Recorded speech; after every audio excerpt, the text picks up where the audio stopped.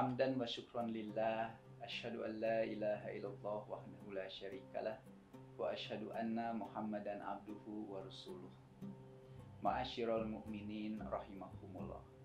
Ada satu keutamaan pada hari raya besar umat Islam, baik hari raya Idul Fitri ataupun hari raya Idul Adha, yaitu Sholatul Aidain.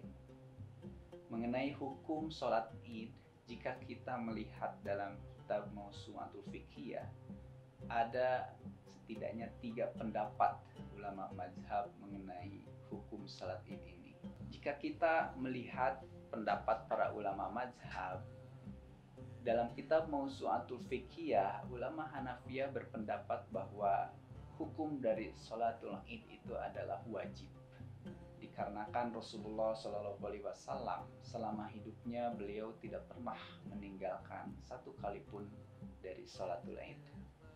Adapun pendapat yang kedua adalah dari ulama Hanabilah.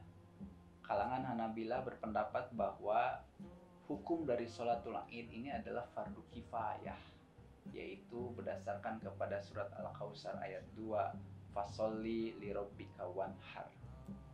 Dan ada pendapat ketiga, yaitu pendapat terkuat dari kalangan ulama Syafi'iyah dan Malikiyah, di mana Syafi'iyah dan Malikiyah berpendapat hukum sholat Id itu adalah sunnah muakkadah.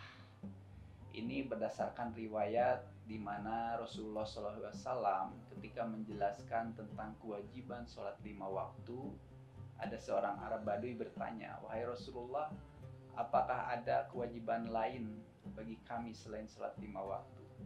Rasulullah menjawab, "La, tidak ada. Illa an tatawwa'a," kecuali sholat-sholat yang tatawu, sholat-sholat yang sunnah saja. Dari riwayat ini dapat disimpulkan bahwa selain sholat 5 waktu, termasuk sholatul Id hukumnya sunnah muakkadah. Adapun mengenai pelaksanaan dari sholatul Id ini ada sedikit perbedaan antara sholat Id pada Idul Fitri dan sholat Id pada Idul Adha.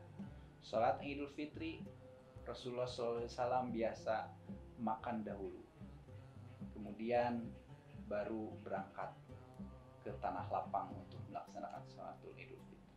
Adapun sholatul Idul Adha, Rasulullah selalu mempercepat, jadi tidak makan dulu, langsung sholat Id, dikarenakan agar umat Islam bisa secepatnya melaksanakan penyembelihan hewan kurban.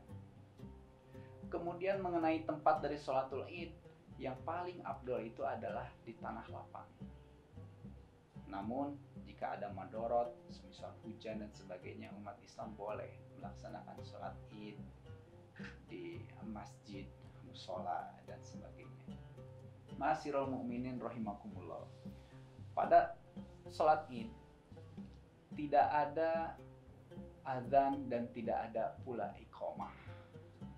Kemudian pada sholatul Id, jika bertepatan hari raya besar umat Islam ini dengan hari Jumat, maka umat Islam boleh untuk meninggalkan sholat Jumat. Rasulullah SAW, "Man sya'a," tapi barang siapa yang masih berkehendak untuk sholat Jumat, falyusholli, maka boleh, silahkan sholat Jumat. Jadi bagi umat Islam yang masih mau melaksanakan sholat Jumat, walaupun telah melaksanakan sholat Id, boleh-boleh saja menurut pendapat terkuat. Jika ingin meninggalkan juga itu tidak apa-apa. Ma'asyiral mu'minin rahimakumullah. Bagi umat Islam yang hendak melaksanakan sholatul Id, itu hendaknya melaksanakan sunnah-sunnah yang dilaksanakan oleh Rasulullah SAW. Di antaranya yang pertama adalah mandi terlebih dahulu. Siti Aisyah menjelaskan Rasulullah SAW selalu mandi sebelum keluar untuk melaksanakan sholatul Id. Yang kedua yaitu menggunakan atau memakai pakaian-pakaian yang terbaik. Rasulullah SAW selalu memakai pakaian-pakaian terbaik untuk melaksanakan sholat Idul Fitri ataupun sholat Idul Adha. Kemudian yang ketiga yaitu selama perjalanan menuju tanah lapang, Rasulullah SAW itu menggemakan takbir. Karena itu kita umat Rasulullah SAW hendaklah menggemakan takbir dan mengucapkan la ilaha illallah dari mulai keluar rumah sampai menuju tempat untuk melaksanakan sholat id, sampai imam berdiri untuk sholat id, maka kita disunahkan untuk menggemakan takbir, membesarkan Allah dan mengucapkan la ilaha illallah.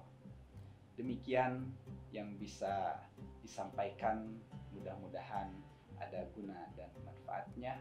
Wassalamualaikum warahmatullahi wabarakatuh.